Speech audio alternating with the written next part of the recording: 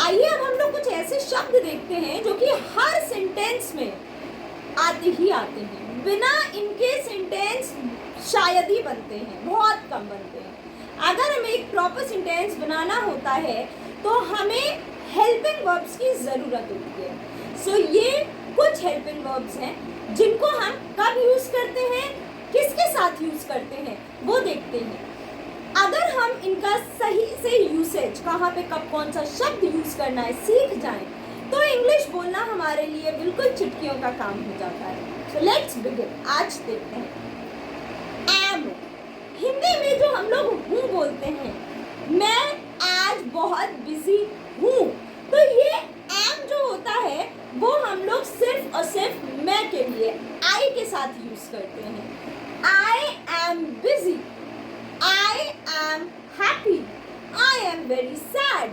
तो कोई भी शब्द जब हम I से यूज करते हैं तो उसके साथ हम लोग am लगाते हैं। फिर आता है is। is जो है, जो हिंदी में है बोलते हैं, जैसे रीता बहुत सुंदर है, तो ये है जो है उसको इंग्लिश में हम लोग is बोलते हैं। ये एक के लिए यूज होता है, एक वचन सिंगुलर के लिए यूज होता है, जैसे Rita is very beautiful, Ram is very intelligent, Lakshman is very hard working. So हम लोग इज जो है वो एक के लिए यूज करते हैं, शी के लिए यूज कर सकते हैं, ही के लिए यूज कर सकते हैं, कोई भी नाम है, नेम है, नाउन है, राम, लक्ष्मण, सीता, भरत, कोई भी नाउन है तो उसके लिए हम लोग इज यूज करते हैं। आर, एक से ज्यादा जब होता है तब हम लोग आर यूज करते हैं, जैसे मेरे बहुत सारे फ्रेंड्स हैं, यहाँ पे बिंदी है, तो ये जो है होता है उसके लिए हम लोग आर यूज करते हैं। दे आर हेल्पफुल, वो लोग बहुत ज्यादा मददगार होते हैं, तो ये है जो है उसके लिए हम लोग आर यूज करते हैं। एक चीज हमें बहुत ज्यादा ध्यान रखना है, हमारा प्रोनाउंसिएशन का। अगर हम लोग इज, ज है, अगर इज बोलेंगे तो हमें लगेगा, दूसरे को, सुनने वाले को लगेगा इनको इंग्लिश नहीं आती, प्रोनाउंसिएशन नहीं अच्छी है। तो when a person is speaking, जब आप बोलते हो तो आपका प्रोनाउंसिएशन भी बहुत ज्यादा मायने रखता है। तो इज, ज, इज, आर, ये इसका प्रोनाउंसिएशन आर होता है।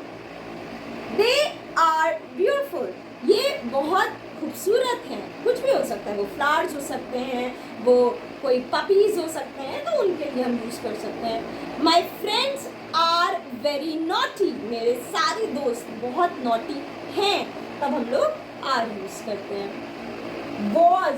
वॉज जो है, हम लोग किसी पुरानी चीज के बारे में जो बीत चुका है उसके बारे में जब बात करते हैं और किसी एक के बारे में बात करते हैं तब वॉज लगता है, जो हम लोग हिंदी में था बोलते हैं। मैं कल एब्सेंट थी या था, तो उसके लिए हम लोग वॉज यूज करते हैं। He was absent, he was ill, वो बीमार था, he was ill. He was not well, वो कल सही नहीं था, उसकी तबीयत सही नहीं थी, तब हम लोग वॉज यूज करते हैं। वर हम लोग तब यूज करते हैं जब एक से ज्यादा लोग हो और कोई पुरानी बात हो रही है, पास्ट की बात हो रही है, भूतकाल की बात हो रही है, तब हम लोग वर यूज करते हैं। वर जो है, जो इंग्लिश में हम लोग वर बोलते हैं, हिंदी में थे बोलते हैं, जैसे कि मेरे मित्र बहुत खुश थे, माई फ्रेंड्स वर हैप्पी। तो जो भी चीज़ हमें पास्ट में बतानी होती है, जो बीत चुका है और कई लोगों के बारे में बतानी होती है, तब हम लोग वर बोलते हैं। आगे बढ़ते हैं। विल बी जो होने वाली होती है, होगा, होगी या होंगे।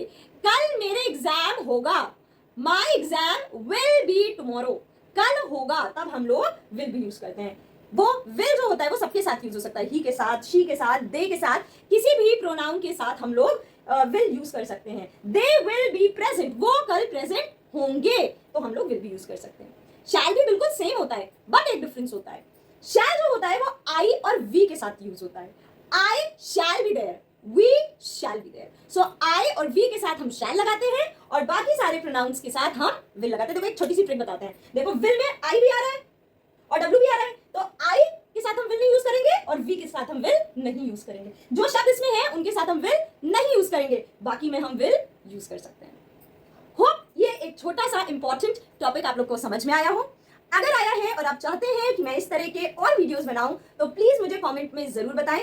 आपको क्या नहीं अच्छा लगा या क्या अच्छा लगा उसके बारे में भी प्लीज कमेंट में जरूर बताएं।